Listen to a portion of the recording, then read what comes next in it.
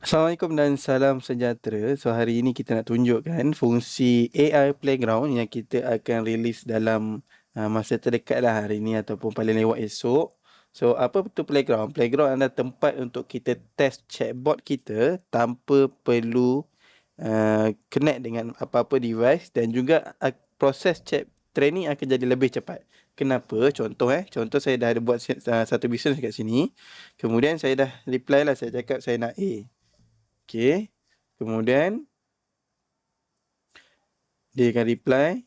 Saya cakap saya nak urut dekat bahu.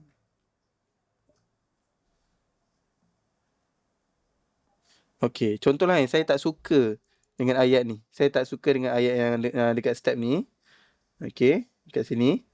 Tapi bila saya ubah dekat sini, saya ubah dalam setting. Contoh macam yang ni, step 2 gentle fact finding macam ni kan. Okey. Alright. Yang ni saya tak nak ni, dash ni. Boleh share sikit dengan saya. Okay, save. Alright. Kemudian kita boleh regenerate dekat bahagian ni. Okay, kita boleh regenerate bahagian ni sahaja tanpa perlu start daripada awal balik. Kalau kita test menggunakan WhatsApp, kita kena clear contact, kita kena delete contact tu, or kita kena clearkan dia punya AI memory tu. Banyak kerja, banyak step lah. Tapi dekat Playground jadi sangat mudah. Boleh tekan regen kat sini sahaja. Dekat mana yang kita nak test, boleh test berkali-kali untuk bahagian tu. So Playground akan retry dekat bahagian tu sahaja, dan yang awal tu dia akan kekalkan memori tu. Macam tu. Faham Alright. So ni supposedly dia reply lah. Alright. Jadi apa lagi yang ada, kita boleh share juga. Kita boleh share. Contoh macam ni saya buat survey setup ataupun saya staff yang tengah train untuk chatbot. Kemudian bila saya dah train chatbot, saya boleh klik open ni. Kemudian saya boleh bagi pada bos saya ataupun saya punya klien untuk test chatbot tanpa perlu test dekat dalam WhatsApp. Contoh macam ni, saya masukkan Syazrin.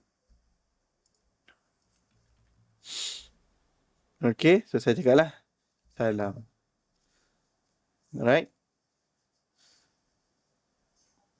So sama juga, AI akan reply. Saya pilih B lah pula kali ni. Okay. So sama juga macam tadi, saya boleh klik benda ni. Kemudian AI akan refresh balik, buat balik ayat macam tu. Okay.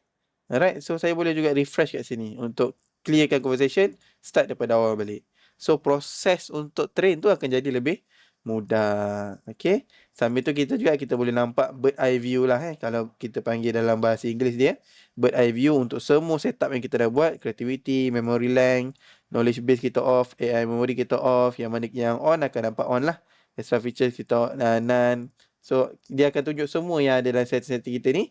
Supaya kita kenapa gambar tak jalan? Mungkin sebab gambar kita tak on kan. Macam itu. Dan nampak juga token usage. So proses training akan jadi sangat-sangat mudah. Yang bestnya, kalau tuan-tuan dan puan, kita dekat Playground ni, kalau chatbot tu tengah run ads. Ini satu benda yang saya jamin belum ada lagi dekat dalam chatbot lain. Kalau chatbot tu tengah run ads dan tuan-tuan enablekan Playground ni, dia tak akan ganggu yang tengah run ads. Nampak ni tengah publish to live ni. Maksudnya benda ni dia simpan dekat sini tanpa ganggu yang tengah run ads. Tapi bila saya publish to live, baru dia akan replace apa yang kita buat tu, apa yang perubahan yang kita buat tu masuk ke dalam live punya chatbot. So tak ganggulah kita boleh train chatbot on the fly. Dia macam ada dua chatbot yang berbeza. So waktu kita on kan Playground ni, yang tengah run ads, yang tengah reply customer kita tidak akan terkesan.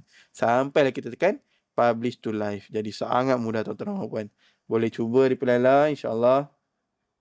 Proses ataupun experience anda untuk train chatbot akan jadi lagi senang, lagi mudah dan lagi cepat. Okey, itu sahaja untuk hari ini. Assalamualaikum. Kita jumpa di video seterusnya.